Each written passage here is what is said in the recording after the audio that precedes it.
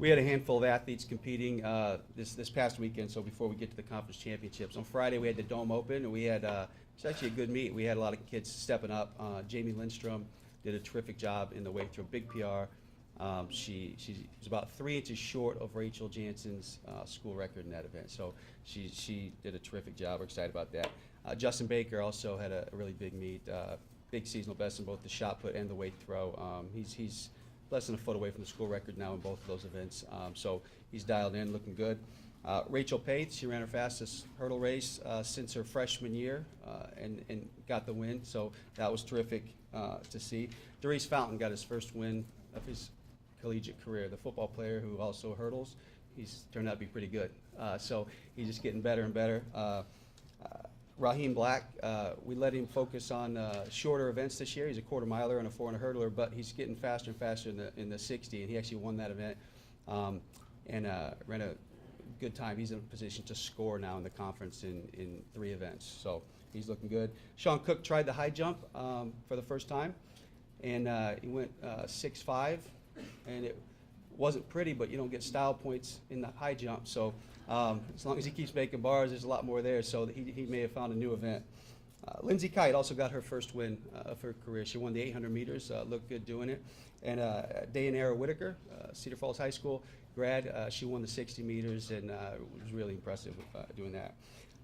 So that was a good solid meet, tune-up for the conference. The next day we had 4 women go to Notre Dame, taking a crack at the school record in the distance medley, and they crushed it.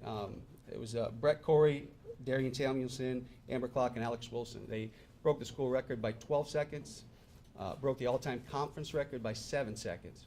So they really tore it up. So for Alex Wilson, if you're keeping track, she now is in possession of 5 individual school records. She's been a part of 5 relay records, and she's just really having a great senior year. So she's clearly ready to go and ran a really fast leg. Conference championships this weekend. The team looks good. We feel good. We think we've had a really good indoor season so far, and so the mission statement is just stay the course. You know, they're a close team. They enjoy each other. They've been really supportive, and I've enjoyed watching people that aren't necessarily stars that you hear about.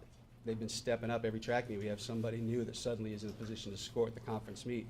So we know who our stars are, but you know, if we're going to finish high in the team scores, we're going to need those 5th, 6th, 7th, 8th places, because that's really the difference in the final placings at the meet. Are there any questions? How do you think the conference meet stacks up? Kind of who's the team to beat? And yeah, well, on paper, you might as well just give both trophies to Indiana State. Because they're really strong. You know, it never plays out how the scoring sheet looks like it's going to, and we know that. Wichita State also has a very strong team, and those have been the 2 dominant teams over the past 2 years. And I would say that those are probably the 2 favorites. But there's a lot of parity now in the league. Loyola's there, and they cut into a lot of the scoring in different events, and we think we're strong. I know Southern Illinois has got a strong team, and Illinois State, it's their first year under new head coach Jeff Bovee, and he's a terrific competitor. He's a smart guy, and he's putting together a really good team. So it's going to be a fun, exciting meet, but I think Indiana State's probably the team to beat.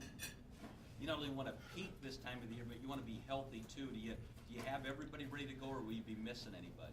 Well, we're pretty healthy. One person I just haven't mentioned much, maybe once, is Paige Canodal, and she's had some issues, and so she will not be competing in the meet. So obviously that hurts to not have her 20 or so points that we could expect out of her. But that, everybody's got reasons why they're not going to score as many points as they want to, and that's not an excuse for us. We're reasonably healthy, though. We really have very few injuries. So we feel, once again, cautiously optimistic that we just do everything right this week and we stay healthy through the meet. Thanks. Go Panthers.